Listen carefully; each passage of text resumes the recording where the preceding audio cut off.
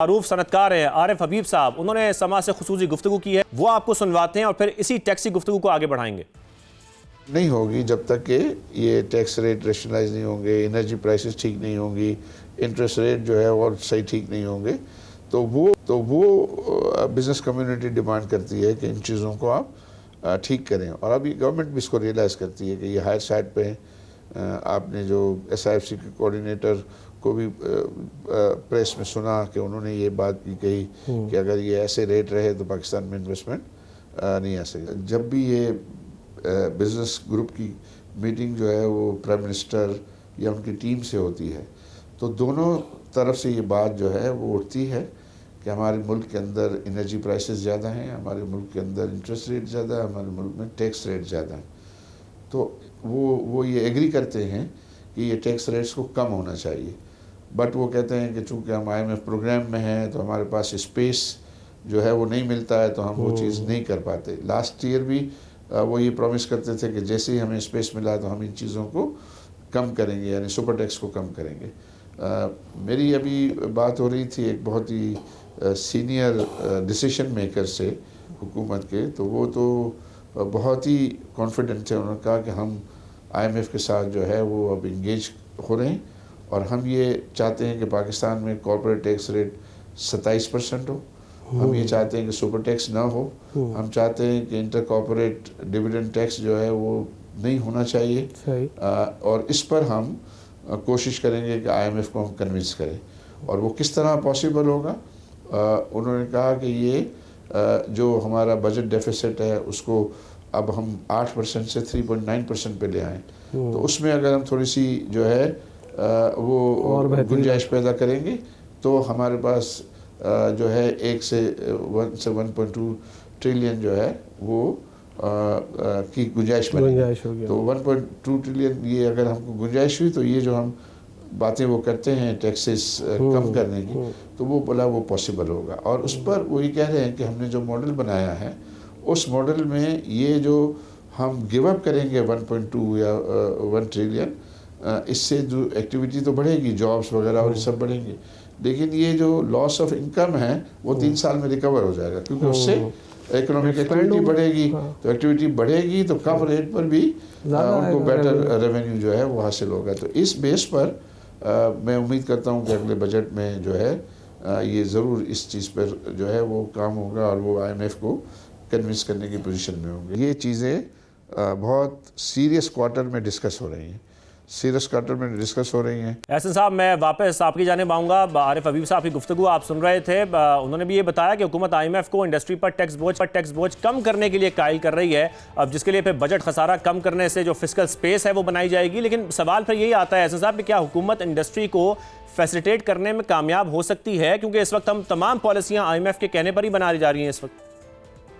शाज़ेब, मैं different forums पे ये बात कह चुका हूँ कि IMF का इतना फॉल्ट नहीं है, कसूर हमारा है, हमारे पॉलिसी मेकर्स का है कि आपने सिर्फ टैक्स कलेक्शन पे जोर रखा हुआ है, वो भी डंडा पकड़ के।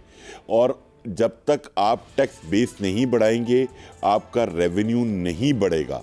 आप रेवेन्यू जिस साइज़ में लेके जा रहे हैं ग्रेजुअली, वो आपको हर दफ़ा डेफिसिट का सामना करना पड़ता है। आप अभी आरिफ हबीब साहब जैसे बात कर रहे थे, IMF प्रोग्राम हमारा को 3.5 साल का था और मेरे ख्याल है उसमें से हमको 2-2.25 साल कंप्लीट कर चुके हैं।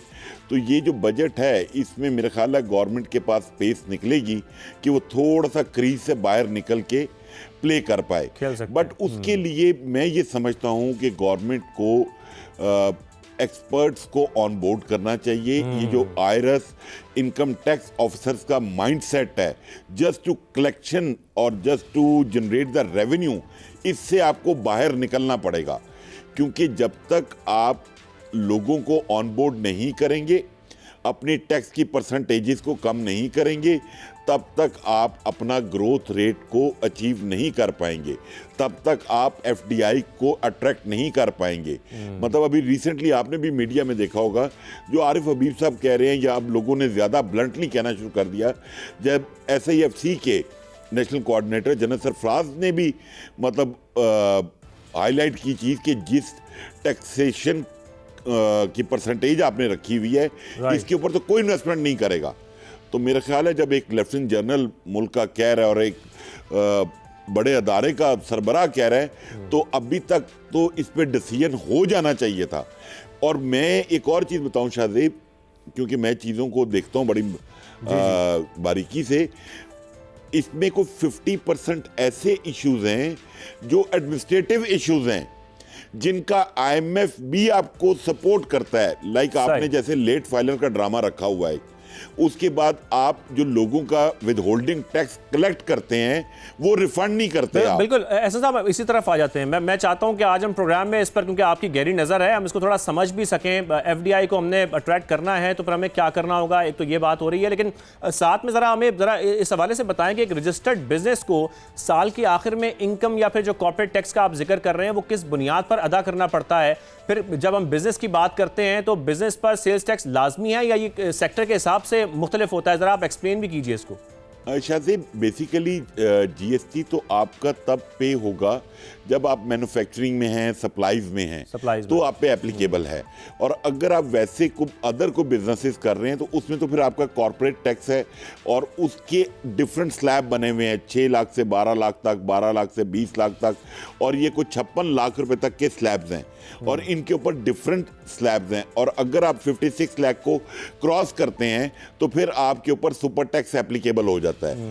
तो जिसके बाद बेसिकली जो कंपनीज या सॉफ्टवेयर हाउसेस पाकिस्तान से जा रहे हैं दुबई में, वो बेसिकली टैक्सेशन को अवॉइड करना चाह रहे हैं ना, वो अपने मेन ऑफिसेज वहां पे मूव कर रहे हैं। सही। तो ये चीज पता नहीं क्यों नहीं, मतलब फाइनेंस मिनिस्टर साहब को समझ आ रही। अच्छा, लेकिन ऐसे साहब यहाँ सुपर टैक्स का जिक्र कर रहे हैं, फिर ये भी जरा बताइए कि सनतकारों का एक बड़ा मुतालबा रहता है सुपर टैक्स के खात्मे का, अब ये तो हम जानते हैं, लेकिन इसके साथ किस सतह के बिजनेस पर ये सुपर टैक्स या इजाफी जो लेवीज हैं वो लागू होती हैं, ये बताइएगा। शाहजेब बेसिकली ये सुपर टैक्स तो आपकी जो 1 करोड़ से प्लस प्रॉफिट के ऊपर, आपकी इनकम के ऊपर ये सुपर टैक्स लागू हो जाता है जो बड़ी कंपनीज हैं। तो इसी वजह से आपने अगर देखा हो रिसेंट पास्ट में, जो मैं नाम नहीं लेना चाहता, आपके बड़े जो मल्टीनेशनल थे वो पाकिस्तान से वाइंड अप करके निकले हैं, बट उसकी इमीडिएटली यहाँ तक मैं आरिफ हबीब साहब के साथ सहमत हूँ कि जो हमारी गवर्नमेंट है अभी वो इसके ऊपर सीरियस हुई है और मुझे भी इंगेज किया गया वो आज से 10-15 डेज पहले कंसर्न क्वार्टर्स में, और हाई अप्स ने बुलाया और मैंने जितनी बातचीत आपसे कर रहा हूँ उनको इन चीज़ों की निशानदेही की और वो अब इसके ऊपर सीरियसली इसको देख रहे हैं। सीरियसली देख रहे हैं, लेकिन ऐसे साहब आप समझते हैं जो इस वक्त कंडीशंस हैं हमारी, हम देख रहे हैं कि मैक्रो इकोनॉमिक स्टेबिलिटी तो आ रही है, लेकिन उसके साथ साथ आपको लगता है कि जितने भी मुतालबात हैं बिजनेस कम्युनिटी के, सनतकारों के, उन मुतालबात को पूरा कर सकती है इस वक्त हुकूमत इस कंडीशन में है? शाहजेब भाई, मैं ये समझता हूँ जो हमारी इंडस्ट्रियलिस्ट के मुतालबात हैं, हमारे चेंबर्स के मुतालबात हैं, अगर ये उसके 50% उनके मुतालबात मान लें और प्लस एडमिनिस्ट्रेटिव इश्यूज को हैंडल कर लें, और ये जो हरासमेंट और एडमिनिस्ट्रेटिव इश्यूज क्या हैं, जरा आप ये जल्दी से बताइएगा। मतलब मैं आपको, जैसे हमारे ओवरसीज पाकिस्तानीज हैं, सही, ठीक है, अगर वो यहाँ पे कोई चीज ट्रांजैक्शन करना चाहते हैं, उसका मैकेनिज्म इतना टफ है कि विदाउट पेइंग द ब्राइब आप अपने आप को ओवरसीज पाकिस्तानी मनवा ही नहीं सकते। सही। मतलब मैं ये कंप्लेंट चेयरमैन एफबीआर साहब को काफ़ी दफ़ा कह चुका हूँ और हाईलाइट कर चुका हूँ। सेकंड, ये जो लेट फाइलर वाला इशू है, मतलब हमारी लास्ट टैक्स रिटर्न की डेट थी 31 अक्टूबर। अब 1 नवंबर के बाद जो भी फ्रेश फाइलर अपने आप को रजिस्टर करना चाहता है, he will be treated as late filer. मतलब ये पूरी दुनिया में ये मजाक नहीं है।